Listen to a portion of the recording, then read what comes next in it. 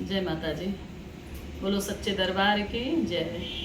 दोस्तों एक छोटा सा माँ का भजन सुनाने जा रही हूँ। आप लोग को अच्छा लगे तो कमेंट करिएगा, सब्सक्राइब करिएगा और बताइए गाना आप लोग को कैसा लगा। जय माता दी।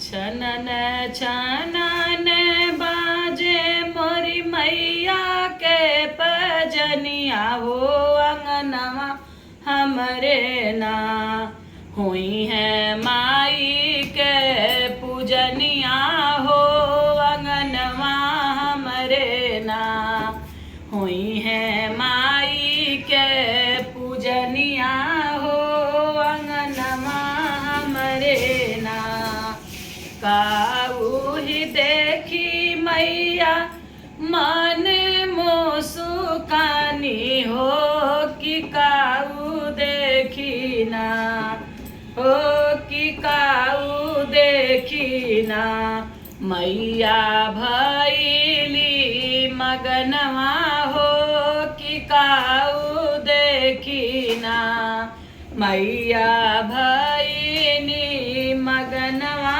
हो कि काऊ देखी ना हुई है मैया के पूजनिया हो अंगनवा हमरे ना अड़उल के फूलवा मैया देखी मुस्कानी हो कि निबिया देखी ना मैया भैली मगनवा हो कि निबिया देखी ना मैया भैली मगनवा हो कि निबिया देखी ना ठुमुकत ठुमुक आवे भैरो भैया के बहिनिया हो अंगनवा हमरे ना हुई है माई के